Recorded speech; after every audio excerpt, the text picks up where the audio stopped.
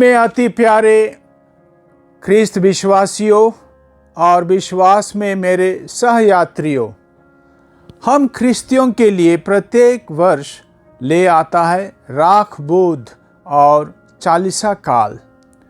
ये दोनों हमारे लिए महज परंपरा ना रहें, लेकिन हमारे आत्मिक जीवन के लिए प्रभावकारी और लाभदायक सिद्ध हों। इसके लिए ज़रूरत है कि हम इन दोनों के विषय में थोड़ा जानें, समझें और गौर करें। राख के चिन्ह से अंकित होने का अर्थ।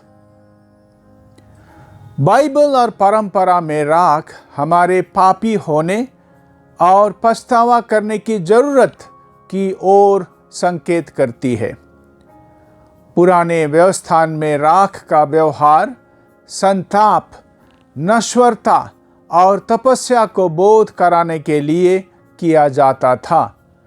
इसका जिक्र है एस्थेर अध्याय 4 वाक्य 1, योब अध्याय 42 वाक्य 6, योना अध्याय 3 पद संख्याएं 5 से 6, यिर्मयाह अध्याय 6 वाक्य 26, दानियल अध्याय 9 वाक्य 3 और प्रथम मकाबी का अध्याय 3 वाक्य 47, अध्याय 4 का वाक्य 39, गणना ग्रंथ में अध्याय 19 वाक्य 9 और 17 और नए व्यवस्थान में भी इसका जिक्र मिलता है। जैसे इब्रानियों के नाम पत्र में अध्याय 9 वाक्य 13, संत मत्ती के सुसमाचार में अध्याय 11 वाक्य 21, लूकस के सुसमाचार में अध्याय 10 वाक्य 13 इत्यादि। इस तरह हम पाते हैं कि राख हमारे मरणशील होने की सच्चाई को भी इंगित करती है। हमारा यह शरीर एक दिन मिट्टी में मिल जाएगा। इसी सच्चाई को ध्यान में रखते हुए राख बुध के धर्म विधि में आशीष की हुई राख हमारे माथे पर लगाई जाती है। साधारणतः राख से क्रूस का चिन्ह अंकित किया जाता है। क्रूसित यीशु ही हमारे पाप क्षमा करता है। अपनी नश्वरता अर्थात क्षणभंगुरता के मद्देनजर हमारे पापों से हमें पछतावा करना और क्षमा मांगना, तपस्या करना हमारी जरूरत है। अपने पापों के कारण हम ईश्वर से दूर और अपने पड़ोसी से भी दूर होते हैं। राख बुध का दिन अपने को कोसने, निराश होने अथवा दुखी होने का समय नहीं है, बल्कि ईश्वर की दया और प्रेम पूर्ण आह्वान सुनकर ईश्वर की ओर लौट आने का समय है। राख का चिन्ह साक्रामेंट नहीं है, इसीलिए कोई भी व्यक्ति पवित्र किए गए राख का वितरण कर सकता है। कुछ लोग घर में बीमार पड़े लोगों के लिए अथवा अन्य व्यक्ति जो उस दिन मिसा में भाग नहीं ले सका, उसके लिए आशीषित राख ले जा सकते हैं। तपस्या काल का महत्व। पश्चाताप करो और सुसमाचार में विश्वास करो। संत मार्कुस के सुसमाचार का पहला अध्याय वाक्य 15 कहता है, उपवास करना एक जरिया है तपस्या का। यह एक आत्मिक साधना है, प्रथमतः अपने आंतरिक जीवन के लिए। सही माने में उपवास हमें ईश्वर की ओर खींचता है और उसके कई वरदानों के प्रति हमें खुला रखता है। उपवास हमें यह भी याद दिलाता है कि भोजन से बढ़कर और भी कई चीजें हैं जो बहुत महत्वपूर्ण हैं। तू मिट्टी है और मिट्टी में तू मिल जाएगा। यह फॉर्मूला आदम और हेवा के पाप के कारण मिली सजा की याद दिलाता है, जबकि 1969 वाले संस्करण के मिस्सा ग्रंथ में संत मार्कुस अध्याय 1 वाक्य 15 में यह पंक्ति लिखता है, पश्चाताप करो और सुसमाचार में विश्वास करो। इसको विकल्प के रूप में इस नए संस्करण में दिया गया है।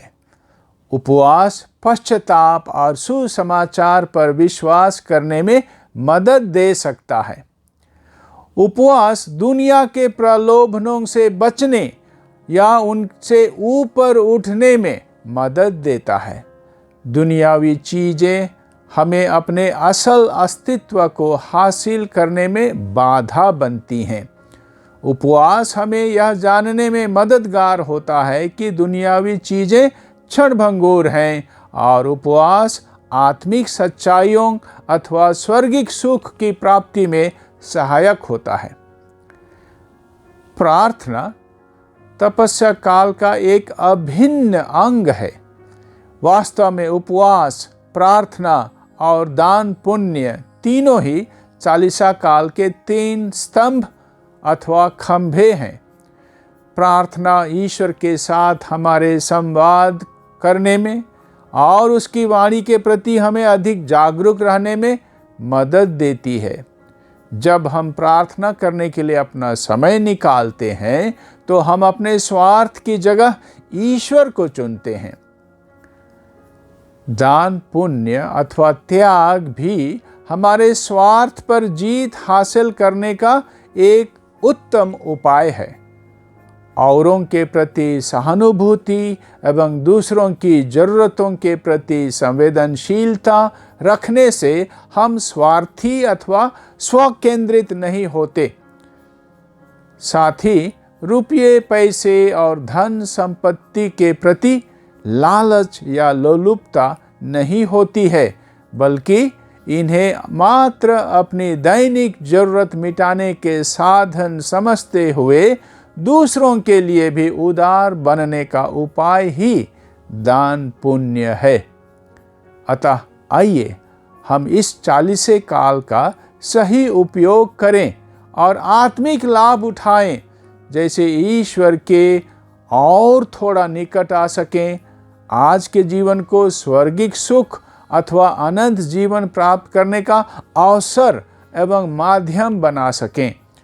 आपस में प्रेम भाव, सहानुभूति और सहोदर्य बढ़ाने का यह सुनहरा मौका है।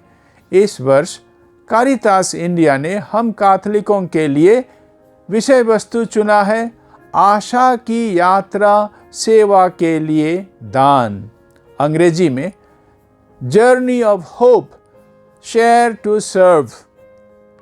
इस 40 काल में हमारा दान 0 से 9 वर्ष की उम्र वाले बच्चों में से जो जरूरतमंद होंगे उनके लिए व्यवहार में लाया जाएगा।